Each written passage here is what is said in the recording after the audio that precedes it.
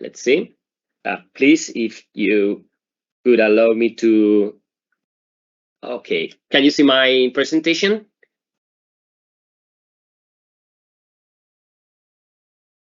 Is that okay? Yes, yes, okay. We can. It's good. Perfect. Okay, great. So I will try to explain to you what could be the role of all of those new parameters, this new information that is available for all of us in the hemodynamic monitoring of our patients. And I will try to explain to you what is the rationale for using all of those parameters, but also how to understanding the use of some of those parameters for making or getting the best from the prediction of arterial hypertension. So before starting talking about the HPI, the PDT, the dynamic arterial elastance, I think it would be a good idea talking about the clinical problem. What is the clinical problem for us? Why we are interested in this hypertension prediction index? Because as a physician, it's quite clear that the arterial hypertension is something bad for our patients, because we know very well that a low blood pressure is always a clinical emergency. We don't like hypertensive patients. We don't like arterial hypertension. We know that the arterial hypertension means that something is happening and that is associated with a bad outcome to our patients. And the reason for this emergency, this a clear idea that the arterial hypertension, that the low blood pressure is bad for our patient, is that we need an adequate blood pressure for maintaining the perfusion to the organs that auto-regulate the blood flow, such as the brain and the kidneys. So we need to ensure that we have enough mean arterial pressure for providing room for the auto-regulation to all of those organs. So maintaining blood pressure in our organs is a vital goal that we need to maintain. And that is something that any physician of any specialty knows very well. But let me tell you about what is the clinical impact of the arterial hypertension. There are a lot of studies showing that there is a clear association between arterial hypertension and bad clinical outcomes. But I will show you only 3 of them in 3 different settings. The first one is the association between the intraoperative hypertension and postoperative outcomes. And I decided to use this study because it's one of the largest one. It's a multi-center retrospective analysis of compromising more than 300,000 patients from different clinics, from different hospitals in the US. And what they found was that there is a clear association between the intraoperative hypertension and 30-day mortality, acute myocardial injury, acute kidney injury, and the occurrence of sepsis. And more importantly, this intraoperative hypertension is something that we can avoid. So there is a clear signal that the intraoperative hypertension could be associated with the occurrence of all of those postoperative complications. But it's not only related to the intraoperative hypertension. More importantly, postoperative hypertension is also an issue for our patients. And that was actually the second step in the same group. They decided to study what is the impact of postoperative hypertension in those patients without intraoperative hypertension. And they found that this postoperative hypertension was associated again with the occurrence of major adverse cardiovascular and cerebrovascular events and mortality. So it's not only intraoperative hypertension, it's also postoperative hypertension, which both are linked to the occurrence of postoperative complications. And when they studied the importance of both, they found that actually the postoperative complication has a stronger association with mortality. But let's talk about the ICU patient. Let's talk about septic patients. What is the signal? What is the association between the septic associated hypotension with the outcome of all of those patients? Well, again, it's a clear signal, a clear association between the arterial hypertension in septic patients and the mortality, acute kidney injury, and myocardial injury.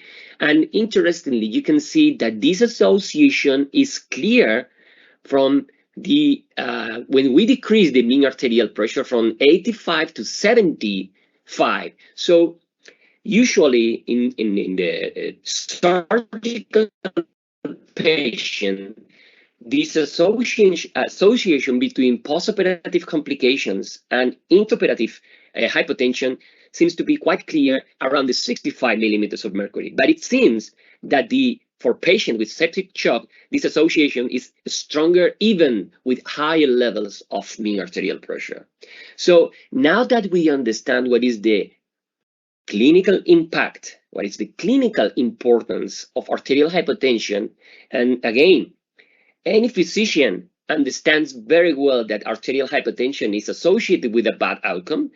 But what is the pathophysiology of the arterial hypertension? What is the rationale behind all of these problems? What is the reason why the arterial hypertension seems to be associated with all of those complications? And the most interesting thing is this is the two curves illustrating the relationship between the perfusion pressure and the tisular blood flow. You can see these are the curve for the stationary changes in the blood flow in blue, and in red line you can see the acute changes in blood flow. In usual conditions, if I change the perfusion pressure, and I will use perfusion pressure or mean arterial pressure as a synonym, so I'm talking about at least during this part of the presentation. So in usual conditions, if when I'm talking about the usual conditions, I'm talking about the physiological condition. In normal conditions, when I increase the mean arterial pressure or I decrease the mean arterial pressure, there is a sudden change in tisular blood flow. But after a few seconds, this tisular blood flow will remain exactly the same as during the baseline condition. That means that for whatever the reason is, the tisular blood flow is maintained constant. So there is a sudden change, but after a few seconds, there will be a regulation of the tisular blood flow, maintaining this level of the tisular blood flow as constant as possible. And the reason for that is that the main factor that defines the tisular blood flow in physiological conditions is not, I will repeat it again, is not the mean arterial pressure. So that is quite surprising for a physician, because how could it be possible that the mean arterial pressure is associated with all of those complications, being the mean arterial pressure not the main determinant of the tisular blood flow? And let me talk about that with you. This is the autoregulation curve, which relates again the perfusion pressure with the tisular blood flow. You can see that there is a plateau in this curve, which means that the tisular blood flow is independent of the mean arterial pressure. So if I change the perfusion pressure, there will be no change in tisular blood flow. So how could the system, how could the organ could maintain the tisular blood flow constant? The main mechanism for maintaining the tisular blood flow independently of the mean arterial pressure is changing the arterial arc tone. So the system is able to change the arterial arc tone for maintaining the tisular blood flow as constant as possible.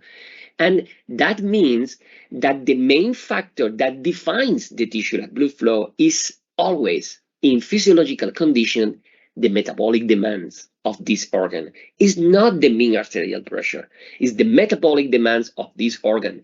If the metabolic demands is exactly the same, the tisular blood flow will be constant independently of the perfusion pressure, of the mean arterial pressure, because the system is able to change the vasomotor tone for adapting the incoming pressure to the needed tisular blood flow. And that is the main mechanism for regulating the tisular blood flow according to the metabolic demand. That is very important because that is the organ blood flow autoregulation that allow us to sustain the tisular blood flow according to the needs in each individual organ. Unfortunately, this mechanism is not perfect. It's not perfect, which means that if I decrease the mean arterial pressure below a critical pressure, then there will be a significant impact in the tisular blood flow. That means that below that critical pressure, the main determinant of the tisular blood flow will be the mean arterial pressure. So if there is a decrease in the mean arterial pressure, there will be a direct impact on tisular blood flow. And that means also that the patient, the organ, is not able to provide the tisular blood flow according to the metabolic demands. And that also is associated with a higher risk of developing hypoperfusion. And ladies and gentlemen, this is the reason why the arterial hypertension is bad for our patients. Is because arterial hypertension is usually associated with a low tisular blood flow because this autoregulation mechanism is lost. So the system, the organ, is not able to provide the tisular blood flow according to the metabolic demands. And therefore, the lower the mean arterial pressure, the lower the perfusion pressure, the lower the tisular blood flow, and therefore the higher the risk to develop hypoperfusion. And that is the physiological explanation for all of those complications associated with arterial hypertension. Unfortunately, the critical pressure is not easy to determine, is not unique. Actually, there could be more than one single curve for the autoregulation, and these differences could be even different from one patient to another. For example, we know that patients with arterial hypertension are more prone to develop acute kidney injury, or they need more, or the requirement of renal replacement, it's much evident or higher in patients with arterial hypertension, and those patients usually require a higher mean arterial pressure. The reason for this higher mean arterial pressure in hypertensive patients is because this autoregulation curve is shifted to the right. This rightward shift to the autoregulation curve means that this critical pressure is much higher, or is higher than in normal patients, in patients that are not hypertensive. So this direct impact in the tisular blood flow when we are decreasing the mean arterial pressure is more evident at high levels of mean arterial pressure in hypertensive patients. But unfortunately, it's not so easy. It's not even different from one patient to another, but also this critical pressure is organ specific, which means that there are organs with a very good autoregulation, such as the brain, such as the heart with the coronary circulation, because those vital organs need to control the blood flow very precisely for providing the tisular blood flow that the organ needs. And that means that they are very well protected against those changes in the perfusion pressure.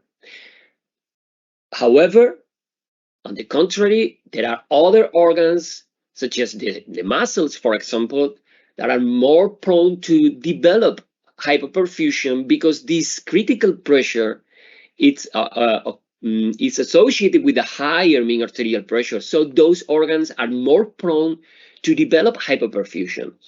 And that is also the reason why we touch our patient.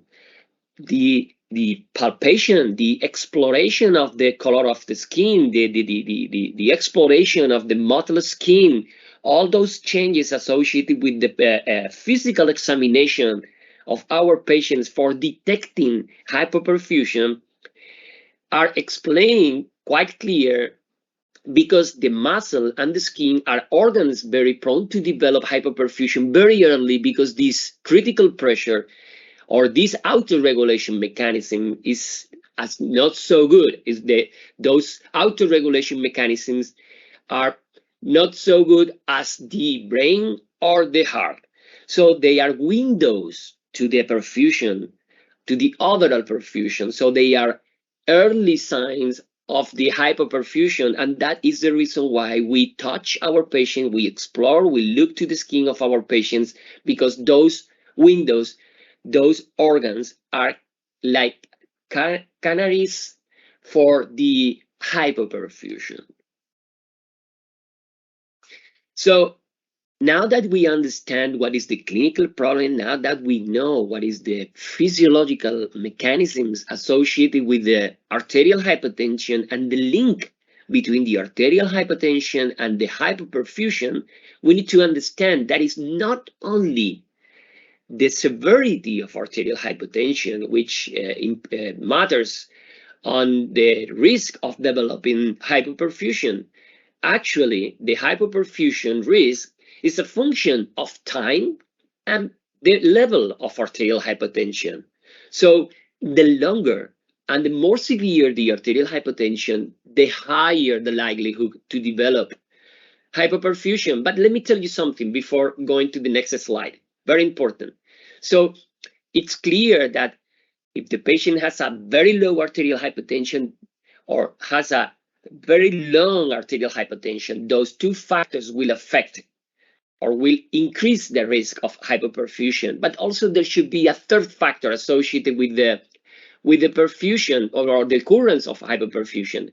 And this third factor could be the individual susceptibility of these patients. So patients with a poor cardiovascular reserve could be more in risk to develop hypoperfusion. So this third factor could affect also to the association between arterial hypertension and hypoperfusion.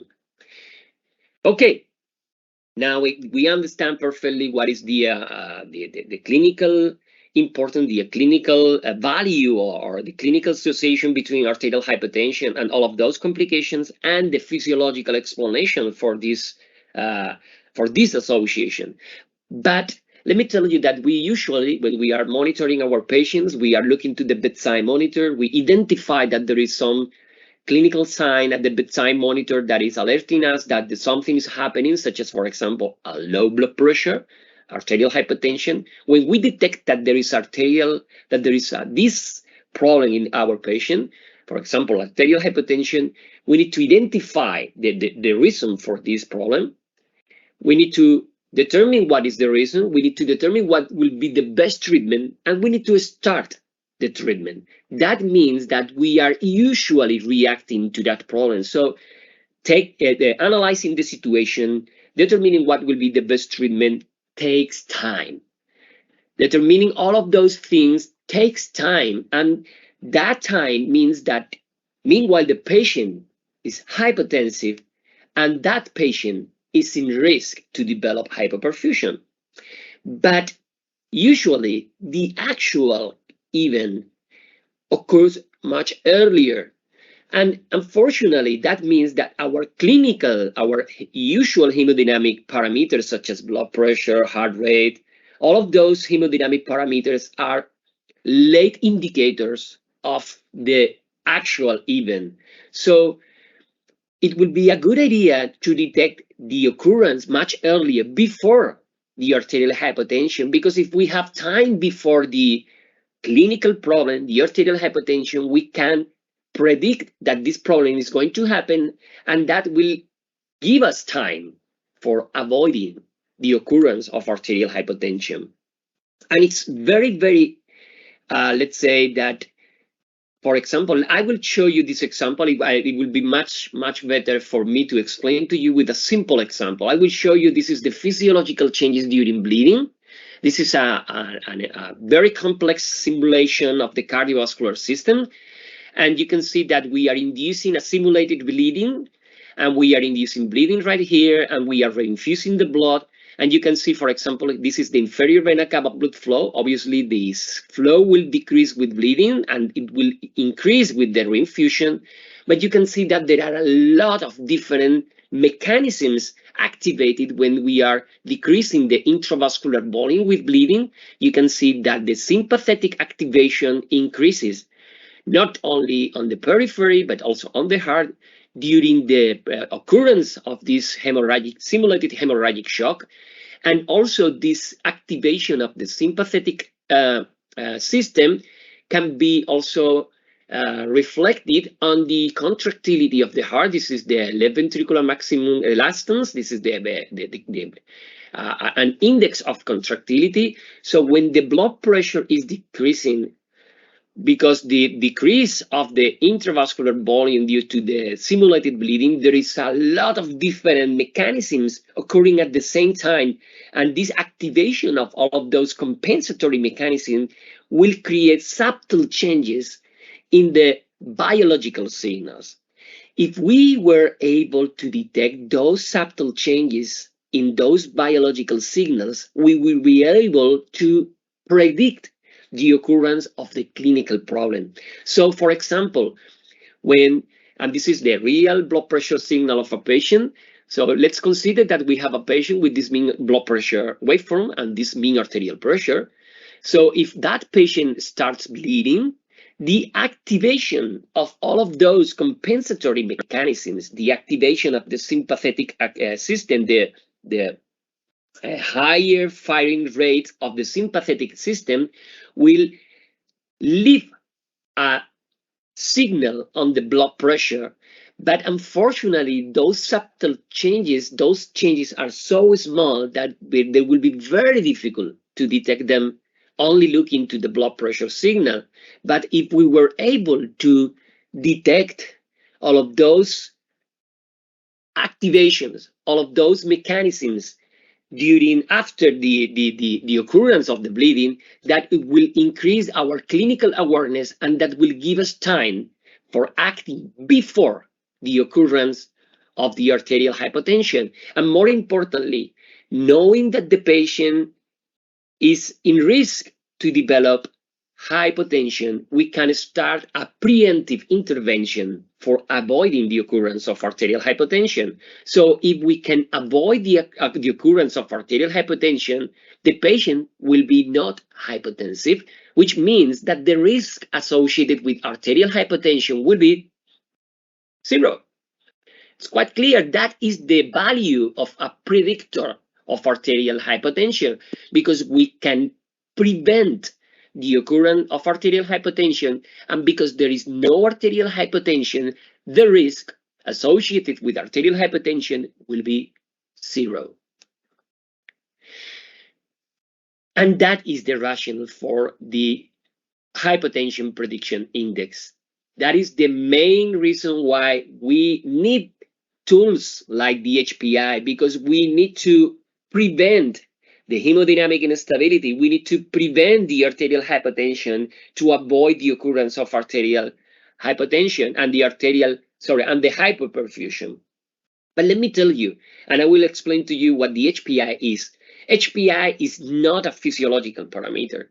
It's not the mean arterial pressure, it's not the cardiac output, it's not the systemic vascular resistance. It's just a number from 0 to 100 that defines the likelihood to develop hypotension in the near future. So the higher the value of the HPI, the higher the likelihood to develop hypotension in the following minutes. So it's an early indicator. It's an alarm that will tell us that the patient is in risk to develop hypotension in the following minutes. But even if the HPI is not a physiological parameter, all the factors that define the eventual value of the HPI are closely related to the arterial regulation, are closely related to all of those mechanisms that trying to maintain the mean arterial pressure for ensuring the autoregulation of our organs. But how did they calculate this HPI? How was what is the mathematical background behind the HPI? I'm not going to focus too much on how the HPI was calculated or validated, but let me tell you that the HPI was obtained from a large database of the patients from different clinical conditions and from different settings, from the OR, and the ICU. And what they tried to determine is what are the features that define the differences between those patients who are going to develop hypertension from those patients who are not going to develop hypertension. What are the differences in the blood pressure signal and on the time evolution of the blood pressure signal? So they took a lot of different patients, a lot of different arterial blood pressure waveforms, and they analyzed a lot of different features from the blood pressure signal. And they took this definition for determining or for defining this the arterial hypertension. They define arterial hypertension as a mean arterial pressure below 65 for at least 1 minute. According to this definition, and according to the analysis of all of those features on the blood pressure signal, features that are related not only to the vasomotor tone, but also to the complexity of the blood pressure signal, to the compensatory mechanisms, to the cardiac contractility. When they try to analyze all of those features, they obtain more than 2 million of features, combining them. And from a sequential analysis using machine learning techniques, they found that only 23 features from the analysis of the blood pressure signal were able to discriminate those patients who are going to develop arterial hypertension. So the HPI is the final result, is the eventual result of the analysis of these 23 features on the blood pressure signal. Is the combinational analysis, the combinatory analysis of all of these 23 features in the blood pressure signal. So from this continuous analysis of the blood pressure, we can identify, we can obtain the HPI. And so if we are monitoring, for example, the mean arterial pressure in a patient who develops arterial hypertension, such as in this patient, you can see that the blood pressure at some point, the mean arterial pressure decreased below 65. But if we have this information from the HPI and the alarm of the HPI is telling to us that the patient is in high risk to develop hypertension, we can't act. We can start our preemptive treatment and we can avoid the development of arterial hypertension. So we can prevent the occurrence of hypertension. We can avoid the occurrence of hypoperfusion. That is the main rationale for using the hypertension prediction index. But this is how the HPI looks in real life. This is how the HPI is used in the real life. This is the monitor. This is the main screen of the hemisphere monitor. You can see here the blood pressure signal. You can see here the cardiac index, mean arterial pressure, and the trends of the HPI. You can see the value of the HPI changing over time, and you can see different alarms. The information from the HPI was used by the physician, and that information was used for treating and preventing the occurrence of arterial hypertension. And eventually, this patient was never hypertensive during the surgery. And more importantly, because the physician was analyzing these trend changes, the physician has also an overview of the hemodynamic instability level of that patient. So this monitoring of the HPI was also reflecting what was the level of the hemodynamic instability. When this parameter with this HPI was higher than 85, you can see at that point the color is red. The patient is in high risk to develop hypotension, and the physician decide to use some kind of intervention, sometimes a drug, sometimes a change in the position, sometimes fluid administration. But whatever the therapeutical approach the physician used, that prevented the occurrence of arterial hypertension. But you may say, okay, looks good, looks interesting. The HPI could be useful, but honestly, I have a lot of information with the current hemodynamic monitors.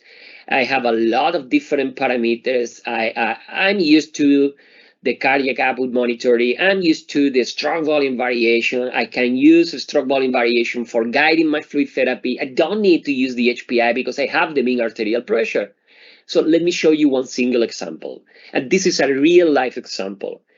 Let me show you this patient. This is the evolution of the cardiac output, the stroke volume variation, and mean arterial pressure. They are not regular, they are not standard monitoring parameters. They are advanced, actually, advanced parameters for hemodynamic monitoring. But you can see the trend changes during the last 30 minutes.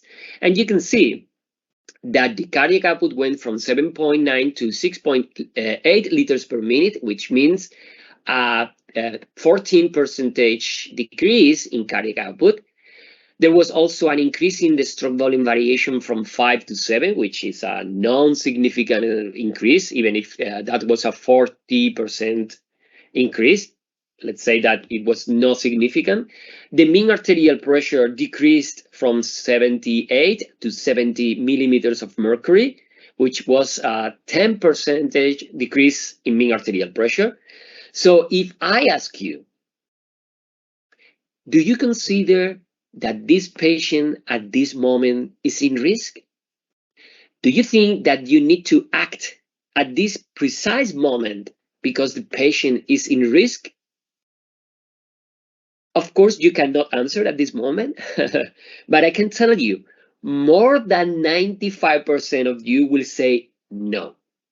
Even if you can be concerned about the decrease in the cardiac output, because yes, of course, 14%, it's a 14% decrease in cardiac output, which is a meaningful decrease.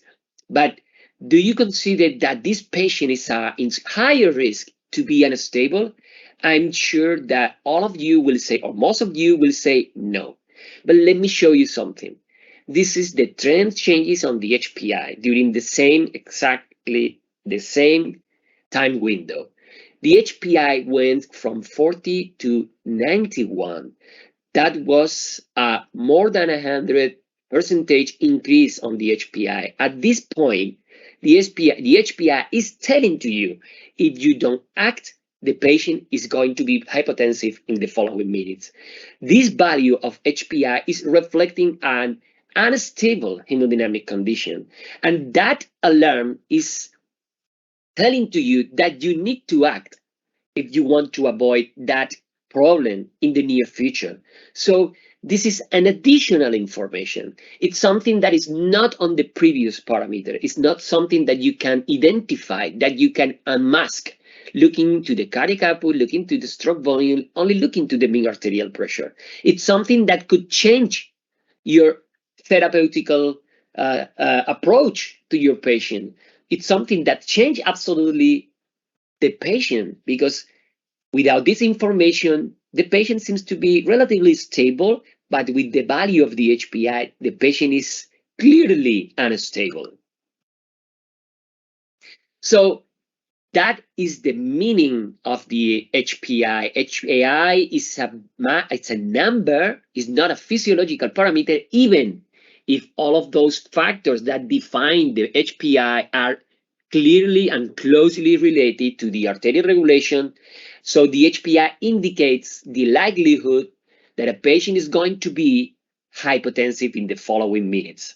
So it's an early alarm that will alert you about the occurrence of arterial hypotension in the following minutes.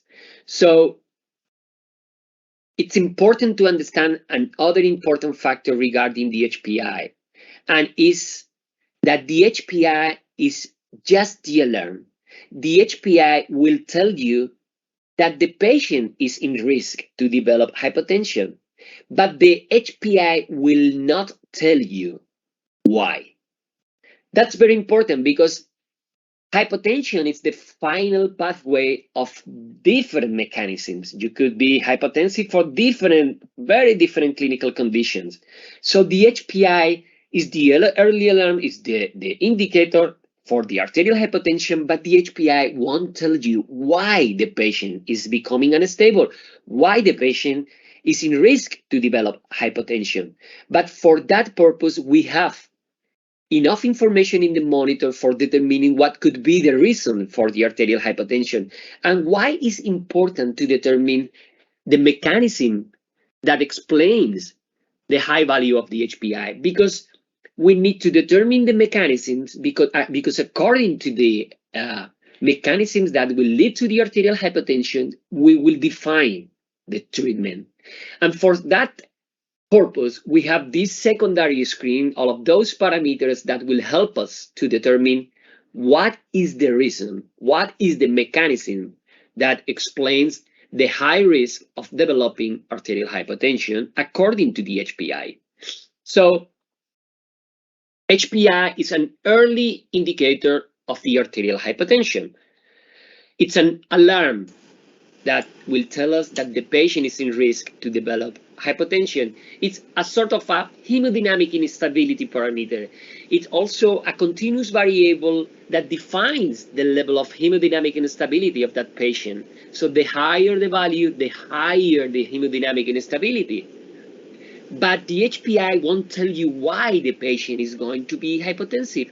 And for that reason, we can analyze this secondary screen. We can determine what could be the underlying mechanism that explain that increased value of HPI. And according to the mechanisms, we can define also, we can determine what could be the optimal therapeutic decision for preventing the arterial hypertension. And the word preventing, it's very important in this sentence, because the idea is to prevent the arterial hypertension. Obviously, you can use this information for treating the arterial hypertension, but it's much better if we use this information for preventing the arterial hypertension. It seems that someone has the mic open. I can listen some noises in the background. Thank you. So the secondary screen parameters will provide us all that information that we need to understand why the HPI is becoming higher. And from this secondary screen, I will focus mainly on these three main parameters: the stroke volume variation, which is a dynamic index of preload dependency, the arterial lipidity, which is a surrogate for the left ventricular contractility, and the dynamic arterial elastance, which is a parameter that defines what is the pressure responsiveness, how the pressure will change with the changes in flow. That's it. So I will focus on all of these three parameters, but importantly, again, we are not going to use this information for treating the arterial hypertension. It will be much better if we use the early alarm of the HPI for preventing the arterial hypertension. And that is the reason why we are going to talk about the preemptive management of arterial hypertension. But before talking about all of those parameters, let me tell you that HPI is one thing, is the alarm, and the secondary screen parameters, they are another different things.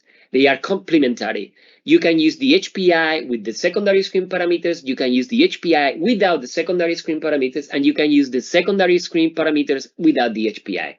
Of course, the best combination is using the preemptive, the prediction of arterial hypertension with the physiological meaning of the secondary screen parameters. That is the best combination, because you can prevent and you can determine the reason and defining the best treatment. But if the patient is already hypertensive, you can still use the secondary screen parameters for analyzing the situation. But in this presentation, I will focus on the preemptive management, and therefore I will focus on a patient that is in risk to develop hypertension. So let's talk about the stroke volume variation. I'm pretty sure that you are experts on the stroke volume variation, and I don't need to explain too much how the stroke volume variation works. But let me tell you that if we want to assess if the patient is going to increase the cardiac output with an increase in the preload, and that is what preload responsiveness means. So preload responsiveness means that if we change the preload, we will affect significantly to the cardiac output. In the case of the fluid responsiveness, means that if we increase the preload with fluid administration, the fluid administration will increase the cardiac output. But importantly, we know that knowing only the level of the preload is not enough for determining the fluid responsiveness of a patient, because some patients, for example, in this patient, if we increase the preload, we will improve the cardiac output. We will significantly increase the cardiac output because the patient has a good cardiac function curve.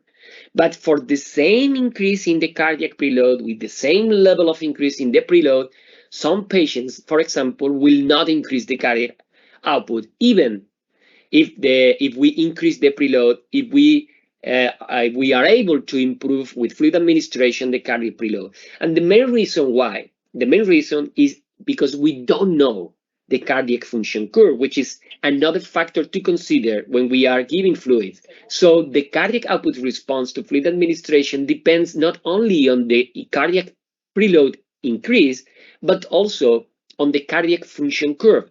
Patients with a stepper cardiac function curve will be more prone to develop a higher cardiac output with fluid administration because they are more preload dependent.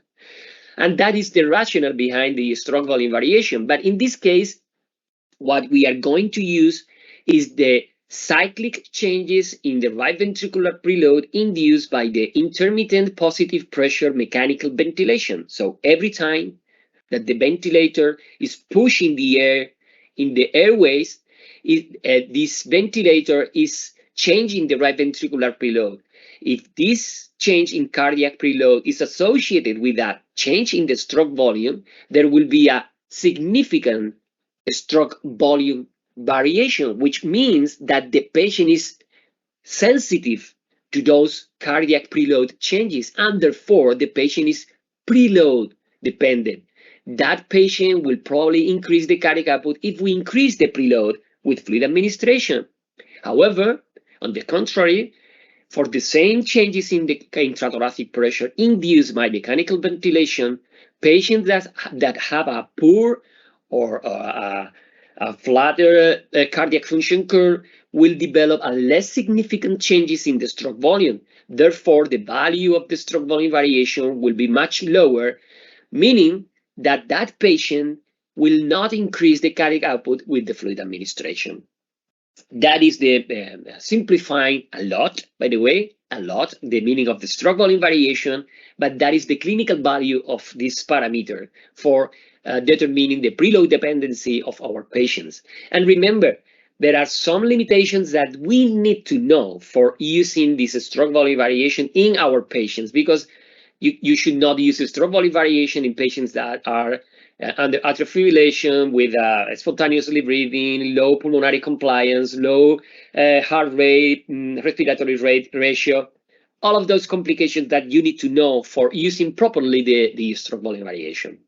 Regarding the arterial DPDT, the arterial DPDT is a surrogate for the contractility, and it's like the left ventricular DPDT max, but we are not going to measure the DPDT inside the ventricle. The DPDT is the change in pressure for a given change in time, and you can see how the slope of the left ventricular pressure is much different according to the level of the inotropic status in this experimental animal. So if we change the inotropic status, the slope of the left ventricular pressure during the initial part of the systole, during the isovolumetric contraction, is different. And we can obtain similar information if we look not to the left ventricular pressure waveform, but to the radial or to the peripheral arterial pressure. The slope during the anacrotic pressure is reflecting also the changes in the contractility. So that is the value of the DPDT, the radial or the arterial DPDT, for tracking the changes in contractility. And when we compare this peripheral DPDT against the gold standard, this is the end-systolic elastance during different interventions, for example, during afterload, preload, and contractility changes, we can see that the peripheral lipidity performs much or very well under different conditions. Only with changes in preload, this peripheral lipidity seems to be not tracking properly the contractility according to the end-systolic elastance. But in other conditions, this peripheral lipidity is able to track the changes of the left ventricular contractility. And importantly, we can do it at the bedside continuously. And if you compare this peripheral lipidity with our clinical gold standard, which is the left ventricular ejection fraction, you can see that when we are changing the contractility, this end-systolic elastance during afterload, preload, and contractility changes, the ejection fraction is also a non-perfect parameter. So, for example, if we change the afterload, the ejection fraction will change in the opposite direction than the contractility. And more importantly, we cannot perform a continuous assessment of the contractility looking to the ejection fraction, performing an echocardiographic assessment. So the DPDT is very helpful because we can obtain a good surrogate, and not perfect, but very good surrogate of the contractility continuously at the bedside. So the higher the value of the DPDT max means that the pressure increases much faster during the initial part of the arterial pressure, and therefore that is associated with a better contractility. So we can obtain this surrogate at the bedside for tracking the changes in contractility. But what about the dynamic arterial elastance? Elastance means the change in pressure for a given change in volume, but the word dynamic implies that we are not interested in one single value of pressure and one single value of volume. What we want to know is how the pressure is going to change with the changes in flow. So if I change the flow, what is the change in pressure? What is the reflection of those changes in pressure according to the changes in volume? And we have already that information in our monitors because we have the stroke volume changes induced by mechanical ventilation, which is the stroke volume variation, and we have the changes in the pulse pressure, the arterial pulse pressure induced by mechanical ventilation, and that is the pulse pressure variation. So the ratio between pulse pressure variation and the stroke volume variation is what we called dynamic arterial elastance. Dynamic arterial elastance is defining the slope of this relationship. And I will explain to you what will be the clinical value of this parameter. Let me show you, for example, this is an experimental animal. You can see that in this animal, the PPV, the pulse pressure variation is 27, and the stroke volume variation is 14. Therefore, the dynamic arterial elastance, PPV over SVV, is 1.93, which means that the pressure, the pulse pressure, is changing almost twofold than the volume. But in this same animal, we can obtain a different value. We can obtain, for example, a dynamic arterial elastance is 0.6, for example, which means that for the same change in the stroke volume, the pressure will change less than the volume. And that is important. Why?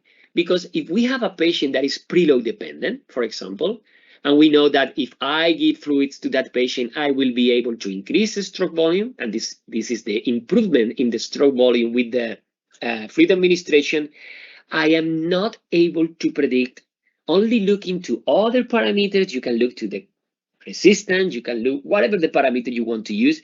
Is not feasible. It's not possible to predict what will be the arterial pressure response to fluid administration if we increase the flow. But the slope of the dynamic arterial elastance will tell us what will be the arterial pressure response. Patients with a low dynamic arterial elastance will increase the pressure.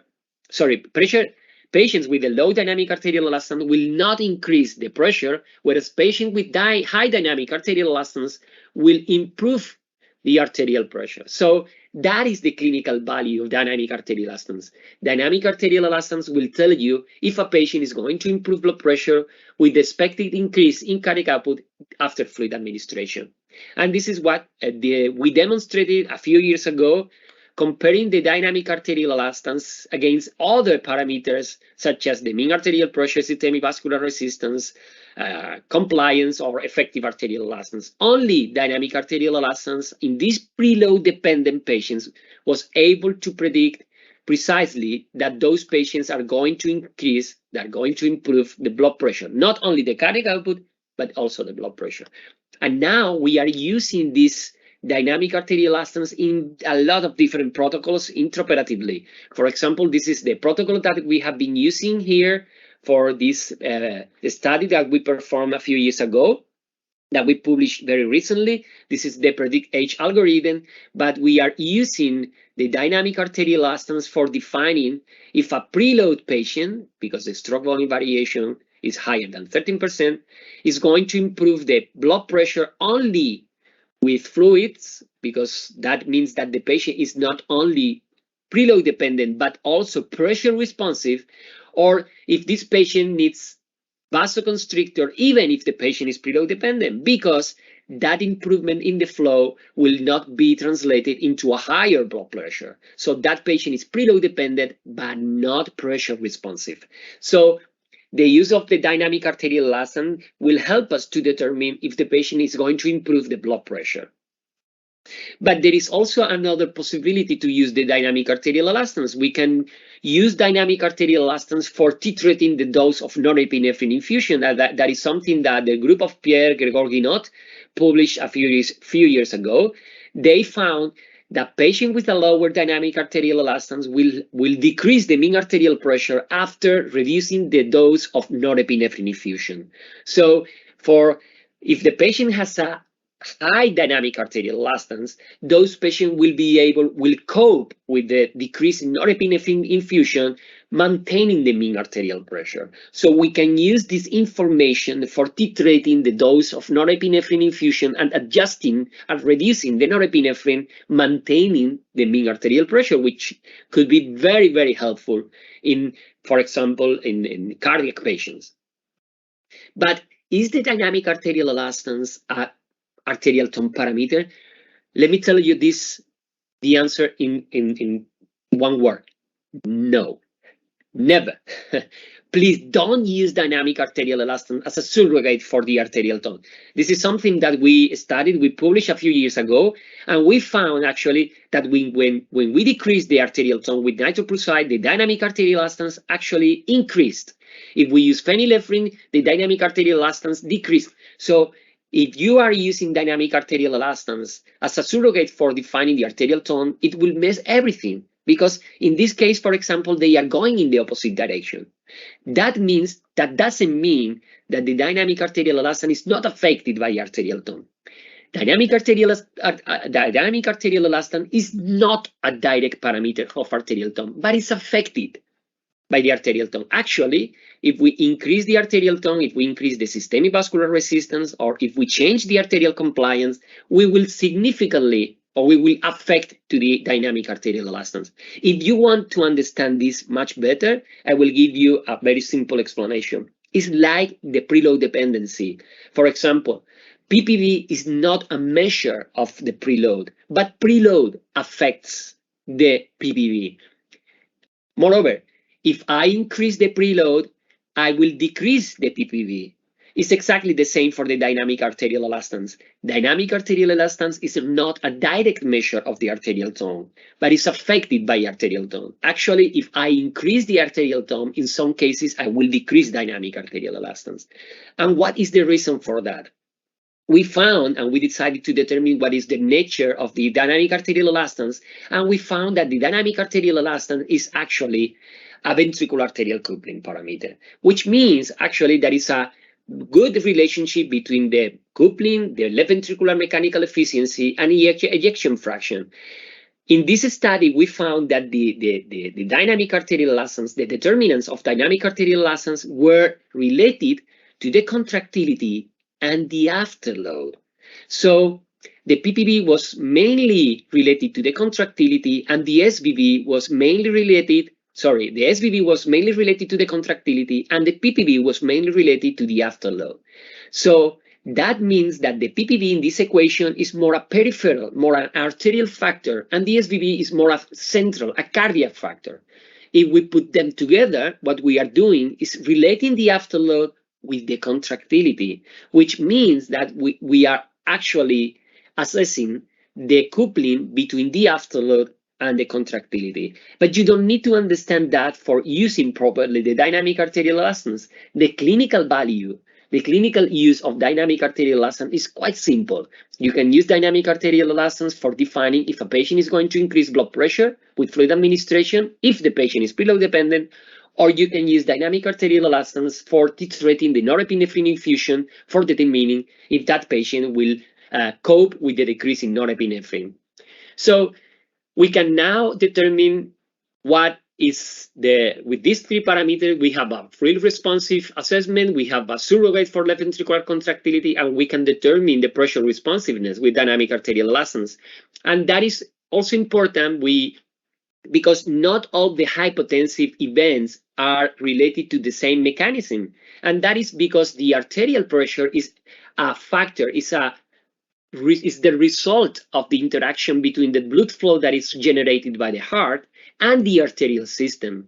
And knowing that these two main determinants will affect the arterial pressure, now we understand that if we have a low blood pressure, that could be due to a low blood flow. And this low blood flow could be due to the usual hypovolemic condition or to the cardiac or contractility impairment. Or also, it could be due to the other determinant. It could be due to a vasoplegic condition. So every time that the patient is hypotensive, all of these factors could be working. So that hypotension could be related to a low blood flow associated with hypovolemic condition, cardiac impairment, or to a vasoplegic condition. But also, it could be possible that all of these factors or all of these two determinants could be affected, inducing arterial hypotension, such as during relative hypovolemia. So understanding what the main determinants, the main factors that determine the arterial pressure, you can understand what could be the main mechanisms that will lead to arterial hypotension. And if you look carefully, what are the main mechanisms during the intraoperative period, and this is something that we performed very recently. This is a paper that is now under review. We analyzed almost 400 patients, more than 2,000 hours of monitoring, and we determined what are the main reasons for the episodes of hemodynamic instability events. And we defined that as an HPI value higher than 85. And obviously, we know that the main determinant, the main mechanisms in our surgical patients is usually vasoplegia and hypovolemia. So there are different factors, different mechanisms, and therefore there will be different treatments because you are not going to treat myocardial dysfunction with fluid administration. You should not treat absolute hypovolemia with vasoconstrictor, or you can use a vasoconstrictor in vasoplegia, but not in relative, let's say, there could be different options. But not all of the hypotensive, not all of the hemodynamic instability events will be treated with the same treatment. And this is how we can use these secondary screen parameters. I will show you only one single example, but let's try to put the slides. But my idea is to combine the predictive value of the HPI, the early alarm of the HPI for preventing arterial hypotension with this physiological management of arterial pressure. So we will put this information in this donut, and let's consider this example. We have a patient that is in risk to develop hypotension because the HPI is higher than an 85, but the mean arterial pressure at this point is 71. So the patient is not hypotensive, is not yet hypotensive. The patient is preload dependent, and there is no limitation in this case for the stroke volume variation. And you can see that I know that the patient is preload dependent, therefore there will be an expected increase in the pressure. But because the dynamic arterial elastance is high, I know that this improvement in the cardiac output will be associated also with a cardiac output, with a blood pressure improvement. And this is the usual fluid responsiveness and pressure responsiveness condition, absolute hypovolemia. This is the real clinical case. You can see the evolution of the HPI. When the alarm reached the 85, the mean arterial pressure was around 69. The patient was very preload dependent and pressure responsive. The physician decided to administer a fluid colloid, a bolus of colloid, and that decreases the the stroke volume variation because we improved the preload, and that not only improved the cardiac output, but also we improved the mean arterial pressure. So we can use this information for analyzing the situation, for determining the main reason for the increased value of the HPI. We can do similarly in this case, but on the contrary, differently than in the previous case, even if the patient is preload dependent, in this case, the dynamic arterial elastance is low. Therefore, the patient is preload dependent, but not pressure responsive. So in the clinical case, this is the real case, you can see that the HPI is high. EL pressure is 74 at this point. Is pressure responsive? Sorry, it's really responsive, but not pressure responsive. So the physician decided to use a vasoconstrictor. And that was the reason why we were able to recover the mean arterial pressure. But this treatment has also a secondary effect. It was able to improve the preload, and that was the explanation for the lower value of the stroke volume variation. And this is the final example. We have a patient that is not, I have two different examples. That is the patient that is not free responsive, but you can see that the DPDT is very low.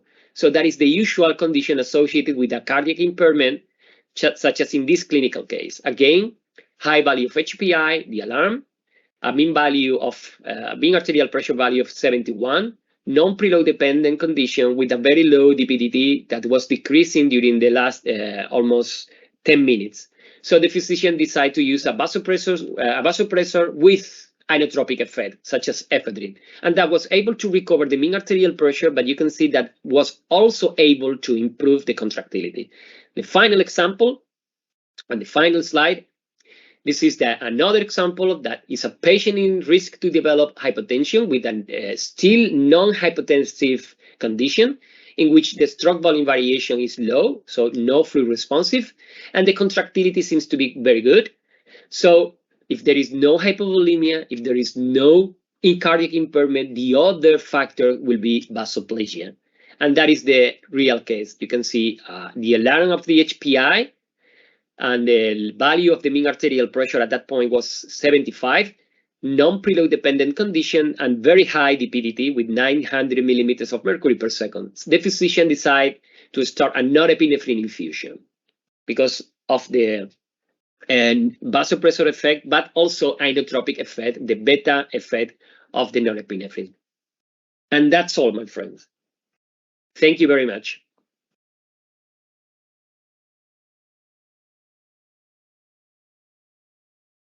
Thank you, Dr. Mangi, for a very in-depth explanation on this topic. And I think now we have entered the question and answer session. So then the first question that I would like to ask is that throughout your experience, have you come across any patient or individual variability when you use HPI as part of your hemodynamic monitoring? As example, have you come across a patient whereby the HPI is so high, perhaps more than 90, but yet they do not develop any signs, do not progress into clinical hypotension? So, and then if you have come across that, how do you interpret that data? I will stop my camera because for some reason my internet connection is not so good, but I will connect it again. But of course, it could be possible to obtain a false positive. And because this HPI is not perfect, there is no perfect predictor. I will not lie you. The performance of the HPI is very high, but it's not 100%. So there is no perfect predictor. If we could predict the future with a 100% certainty, that means that we are almost, let's say, we have a crystal ball that we can predict the future, and that is not the reality. So those parameters, those predictors are not perfect. Those parameters have false positives and false negatives. The occurrence of false positive and false negatives with the HPI is very low. But of course, there could be patients that could have a high HPI and the blood pressure could be sustained for a long time. In some cases, you are expecting to see a low blood pressure or a decrease in the blood pressure in the following 3-5 minutes, but that hypotension could happen even later. So the hypotension could occur even at 15 minutes later the alarm. So sometimes you may think that it's a false negative, but actually it's a late hypotensive event. For that matter, have you come across a case whereby the HPI is high, but then there is no macrocirculation failure or signs of macrocirculation hypoperfusion, but yet the patient may end up with microcirculation hypoperfusion? Is there such a case if it's based on HPI? Yeah, that is a very, very good question, because let's say that the HPI is looking to the blood pressure. It's a macrohemodynamic parameter. It's not associated with the macrocirculation. Actually, there was a paper published recently in the Anesthesia and Analgesia from the group of Simon Davis and Monty Michael. And they were analyzing the relationship between the mean arterial pressure, microcirculation, and the HPI. But it's quite simple. If I have a patient with vasopressor support that will sustain the blood pressure higher than 75 millimeters of mercury, my HPI will be low. So I am externally supporting the cardiovascular system, and that will decrease the HPI. But that doesn't mean that there is no hypoperfusion, there is no microcirculatory derangement. So obviously, if you are externally supporting the cardiovascular system with the use of the vasoconstrictors, you will have a normal blood pressure. But that blood pressure could be associated with hypoperfusion because you are masking the impact of hypotension with the use of vasoconstrictor. And that is the reason why I usually recommend that if you have a very low or a low HPI in a patient with the use of vasoconstrictors, that's fine. I mean, your patient is not in hypotension. The risk of developing hypoperfusion associated with hypotension is not in that patient, but you should look other signs of hypoperfusion, because I can sustain, for example, blood pressure with phenylephrine even if I am bleeding, and I will have shock with normal blood pressure and a low HPI. Okay. Since I think both of us work in ICU, so have you come and have some experience of applying HPI in the patient who is on extracorporeal circuit, such as a patient on the continuous replacement therapy, in order to predict hypotension? Yes, my experience with the HPI started with the ICU patient, because I am an intensivist. And of course, when I started using the HPI, I realized very, very soon that the HPI is more than a predictor of arterial hypotension. Why? Because for me, using the HPI as a predictor of arterial hypertension means that I will going to use only one single value, 85. So there will be alarm, or there won't be alarm. But that doesn't fit very well in my intensivist mind. I was looking to the trend changes of the HPI, and I realized that that trend was reflecting the hemodynamic status of that patient. And I thought, okay, the HPI is a sort of a hemodynamic instability index. And that helped me a lot to understand the nature of the HPI. Moreover, it helped me also to use the HPI in a different way. For example, I usually use this example because it's quite clear. If I have two different ICU patients with the same mean arterial pressure, but different HPI values. Let's say that I have a patient with 75 millimeters of mercury, two patients 75 millimeters of mercury, but one patient has an HPI of 20 and the other one an HPI of 40. If I am going to perform an intervention on those patients that will affect the hemodynamic, which patient is going to develop a more severe and more evident hemodynamic instability? Even for the same mean arterial pressure, it will be that patient with the higher HPI. So I am not using the HPI as a predictor of the arterial pressure. I am using the HPI as a factor, as an index defining the hemodynamics instability of that patient. And that concept fits much, much better in my intensivist mind. And again, we were using the HPI in combination with all of those parameters, with hemofiltration, for example, for predicting the occurrence of arterial hypotension. But if you are going to use pulse control analysis with mechanical external support, take into consideration that every time that you are artificially affecting the blood pressure signal, that will affect to the reliability of the pulse control analysis, even to the HPI. So if you artificially affect to the blood pressure signal, that will affect not only to the HPI, but also to the cardiac output estimation. So for example, if you are using aortic balloon, pump balloon, that will affect, you should not rely on the cardiac output estimation, you should not rely on the HPI on those patients. Because you are artificially modifying, you are artificially affecting to the blood pressure signal. All right, okay. So I think some of us here are also an anesthetist, so I think they will love to know that is there any specific group of a surgical population that could benefit from the use of this predictor? Well, that is the most critical question indeed. That is the most critical question. And in which patient should I use the HPI? Of course. Well, we can. It's not an easy question, because if you have to define clearly what is the patient, obviously I will say in all the high-risk patients, because all those patients are more prone to develop all of those complications associated with the arterial hypotension. But that means that you are going to apply HPI to all the patients. But probably, if you are considering to use hemodynamic monitoring and hemodynamic optimization, because the patient is a high-risk surgical patient, that patient will benefit of the use of the HPI, because usually we were mainly focused on the flow optimization, but we were not focusing too much on the pressure. The HPI will give you that missing part, that missing link with the flow optimization in those high-risk surgical patients. Yeah, I think I have same thought too. But anyways, what are the limitations that they think that could is associated with the use of this hemodynamic monitoring? Is there any specific limitations in comparison with other hemodynamic monitoring? If you say hemodynamic monitoring, that means a lot of things. It could be possible.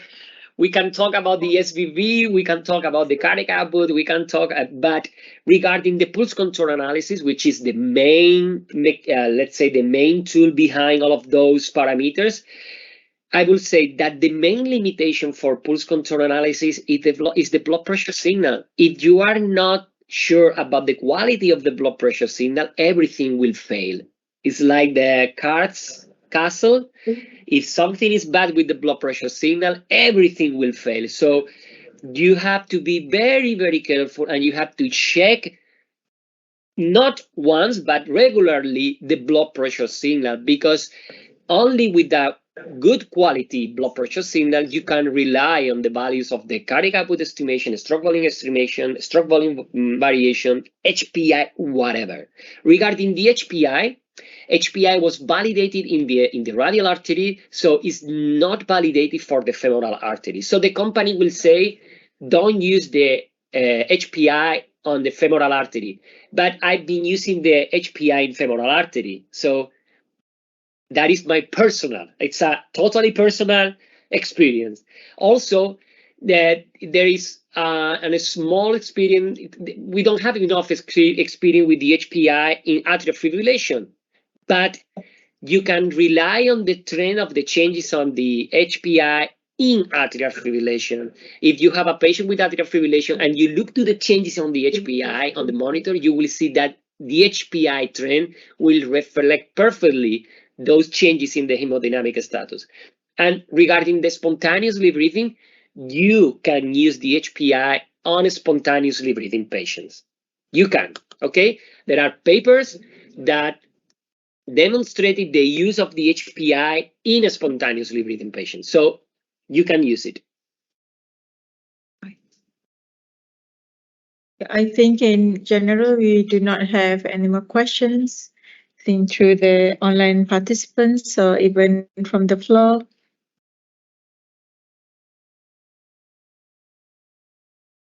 Yeah, I think there's no more questions. And for that, I thank you for your participations in this webinar. And I hope that you will join us again in, giving us enlightened and pertaining to this topic, perhaps in the future. Okay, thank you, Dr. Mange, for your Thank you very much. Your participation. Thank you. With that, can we give a round of applause to Dr. Mange? Thank you very much. Thank you. Thank you. Bye-bye.